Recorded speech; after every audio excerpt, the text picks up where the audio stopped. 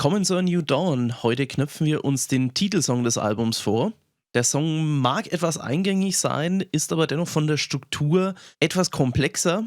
Es gibt keine Taktwechsel, wir haben trotzdem 8 Tonartwechsel drin und gegenüber den anderen Songs, bei der die Gitarre auf Drop D gestimmt ist, das ist unsere Standardstimmung auch für die Bühne und für das Albumrecording, ist hier die Gitarre auf Drop C, also noch etwas tiefer, knallt ein bisschen mehr dadurch. Anfänglich war der Song in einer ganz anderen Tonart, noch weit bevor er überhaupt spielfertig war. Die Ursprünge von A New Dawn gehen bis 2014 oder 15 zurück, aber zunächst gab es nur die Standardmelodie, die wir im Intro und auch in dem Chorus hören. Die Melodie ist mir kurz vor dem Einschlafen eingefallen und ich bin aufgesprungen, hab mein iPad geschnappt und hab das schnell mit den Fingern auf einer kleinen Keyboard-Tastatur eingespielt. Einfach nur, um diese Melodie nicht zu vergessen. Ich habe sie auch nicht vergessen, ich habe das danach kein einziges Mal wieder angehört auf dem iPad. Ich hatte ein halbes Jahr nur diese Melodie im Kopf. Das klang dann am Anfang nur mit dem Piano so in einer komplett anderen Tonart, nämlich auf Cis-Moll.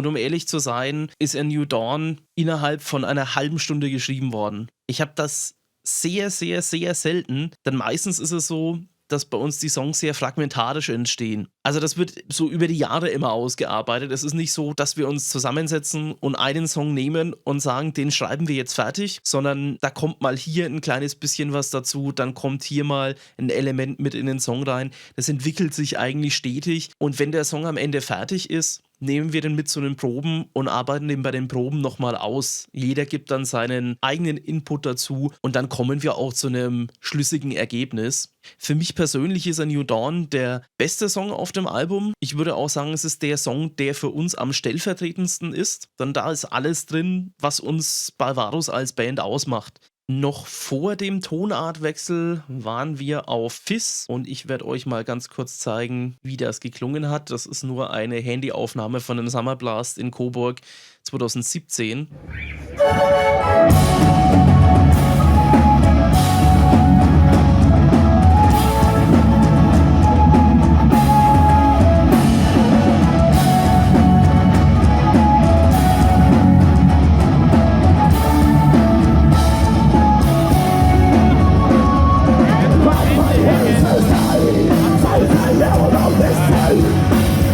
Und jetzt enthalte ich euch auch nicht weiter vor, wie es jetzt klingt.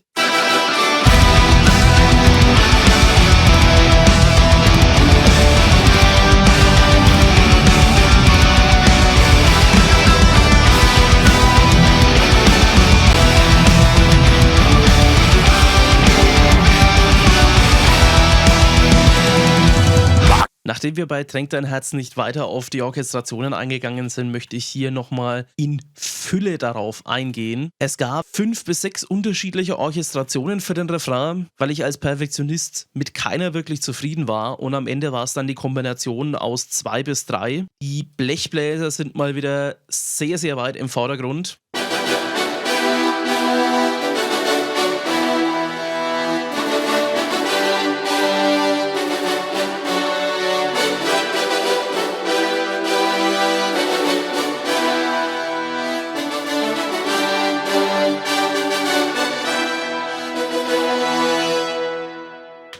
Bei den Streichern achtet ein bisschen auf diese ganzen Zwischenläufe, diese kleinen Spielereien, die noch zwischendrin sind.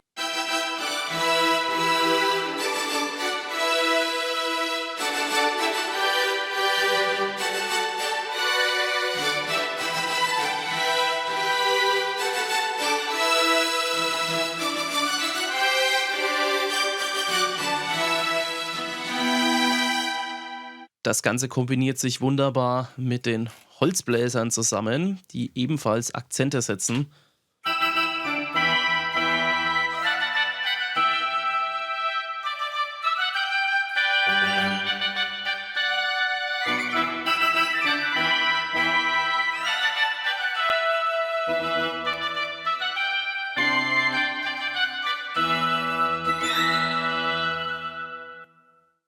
Diese kurzen Akzente sind bewusst dazu gedacht, mit dem Percussion-Set zusammen zu harmonieren.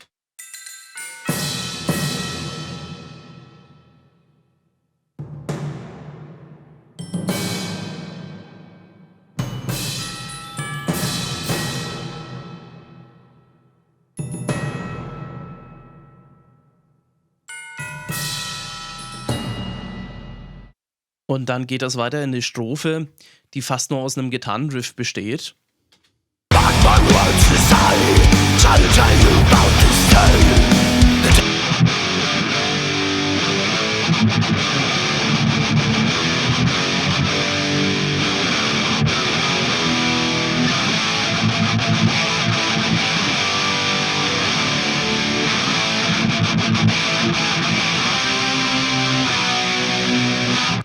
Drums und der Bass klingen sehr schwer zusammen und das soll auch sehr stampfen, das Ganze.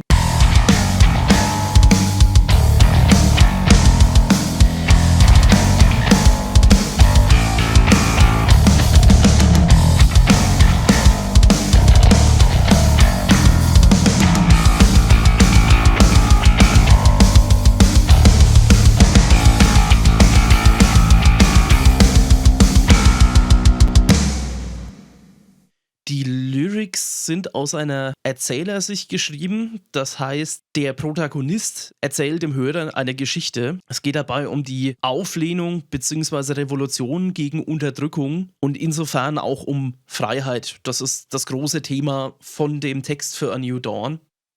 Der Chorus soll extrem gewaltig klingen. Unter den Refrain spielen Gitarre, Bass, Schlagzeug einen sehr galoppierenden Rhythmus.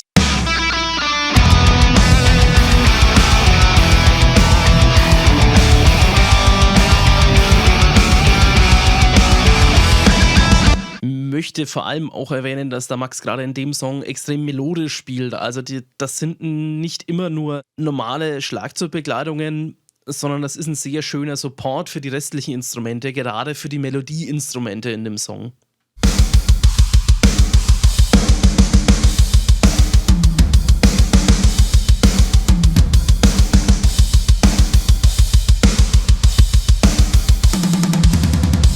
Besonders hervorheben möchte ich aber die Vocals, und das ist das Hauptaugenmerk. Einmal sind hier Clean Vocals, Solo Vocals von mir aufgenommen, dann natürlich die Vocals von unserem phänomenalen Backing Vocal Chor und mit dem East-West Symphonic Choir habe ich zusätzlich auch noch einen symphonischen Chor dazu gemacht, der einigermaßen gut die Wörter singt, die ich ihm vorgegeben habe. In Summe klingen nur die Vocals so.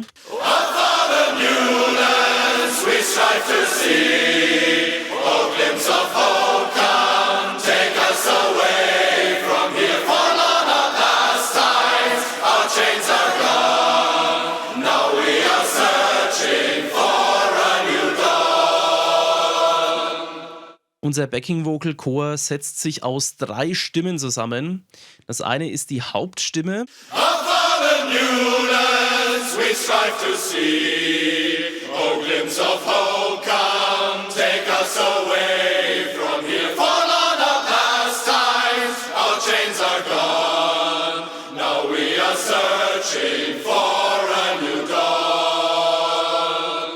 Dann die zweite Stimme drüber.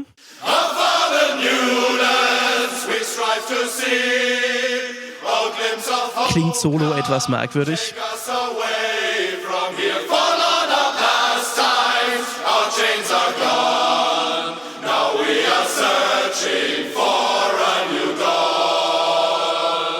Ergibt sich aber hauptsächlich in Summe dann, dass es gut klingt. Und noch eine Stimme drüber für die Eunuchen unter uns.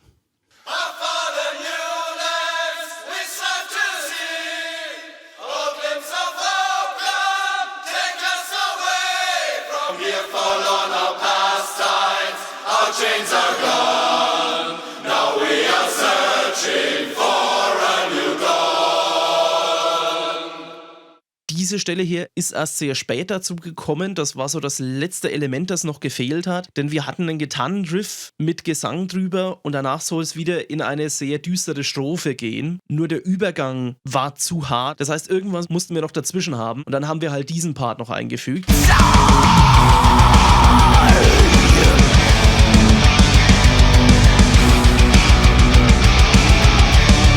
Da kann der Song ein bisschen mehr fließen.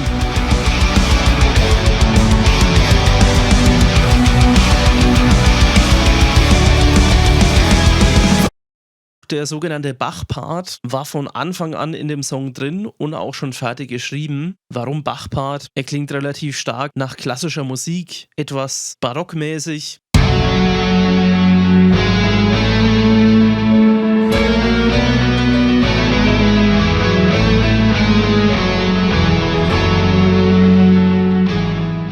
Und das ist ein Klavier.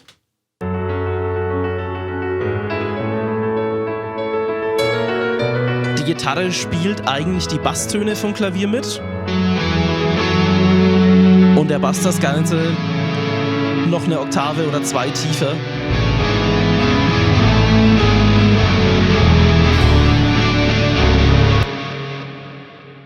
Und jetzt kommt der sogenannte Halftime-Epic-Part. Das ist für uns auf der Bühne eigentlich der absolute Lieblingsmoment, weil das ist so eine Stelle, an der sich extrem viel Spannung aufbaut, die sich dann in diesem Halftime-Part entlädt. Irgendwie ein totaler Gänsehautmoment. Ich hoffe, den Leuten vor der Bühne geht's ähnlich.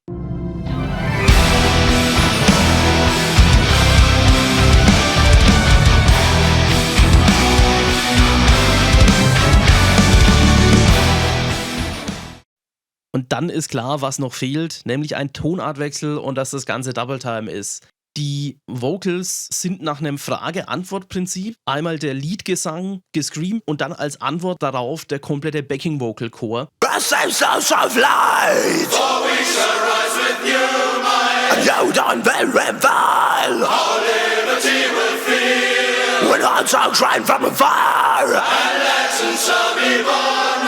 Symphony of Triumph.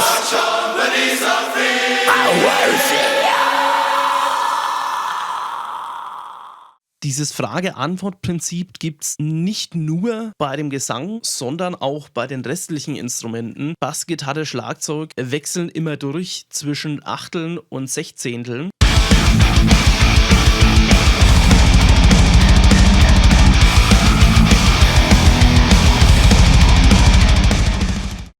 Es ist mir auch ein persönliches Anliegen, hier auf das Orchester hinzuweisen, weil man das bei der Summe an Spuren nicht immer so gut raushört. Ich möchte nämlich speziell auf die Streicher hinweisen, die hier ein sehr schönes Ostinato im Hintergrund spielen.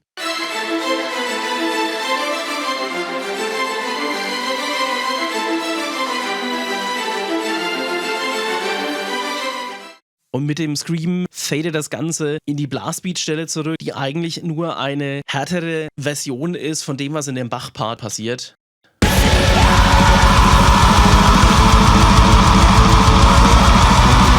Gerade der Stefan hat immer großen Spaß an dieser Stelle, weil es so schön geschreddet wird.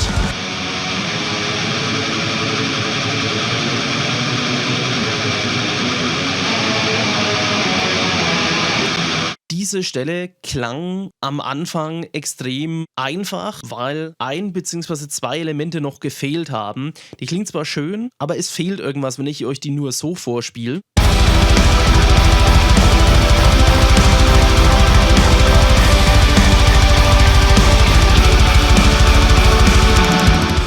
Zunächst kam dann noch eine Flötenstimme dazu.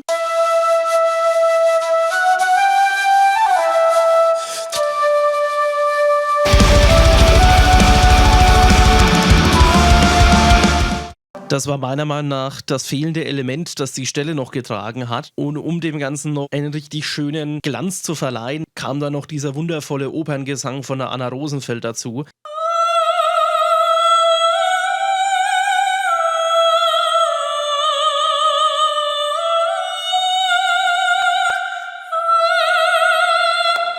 Und gerade in dem Übergang werdet ihr merken, wie sehr auf einmal diese Stelle noch an Emotionen zunimmt.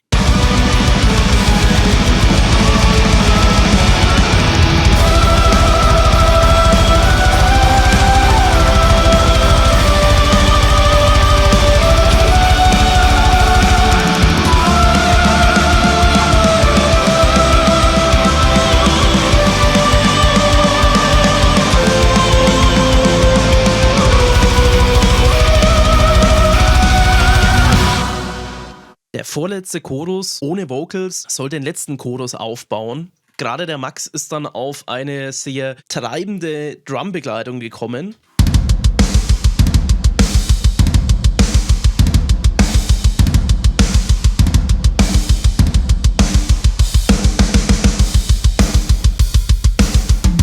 Und ich habe noch eine akustische Gitarre und eine Oktavmandoline mit eingespielt, sowie die Flöte drüber spielen lassen. Das 3 kombiniert klingt sehr folkig. Man könnte fast eine Akustikversion draus machen.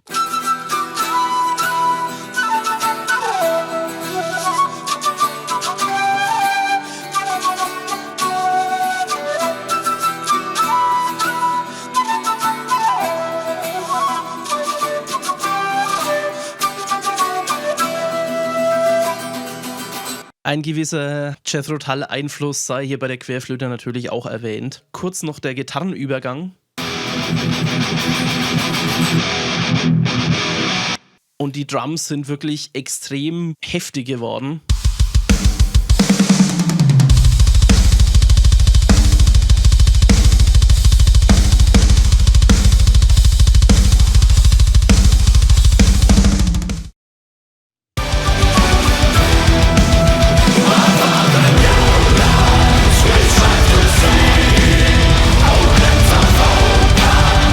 Kommt auch der Gutturalgesang wieder mit in den Song rein.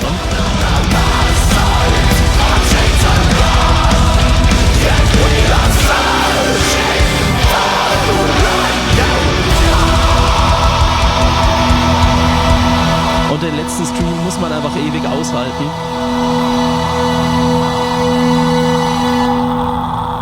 Das war A New Dawn. Ich hoffe, es hat euch gefallen. Ich bin persönlich mit dem Song extrem zufrieden. Wenn ich ihn nochmal schreiben würde, würde ich nichts daran ändern und das kommt bei mir ganz, ganz selten vor. Dann sage ich vielen Dank fürs Zuhören, fürs Zuschauen. Nächste Woche geht es weiter mit Ascheregen, dem härtesten und düstersten Song des ganzen Albums. Also seid auf jeden Fall nächste Woche Donnerstag auch wieder mal dabei. Bis zum nächsten Mal, macht's gut.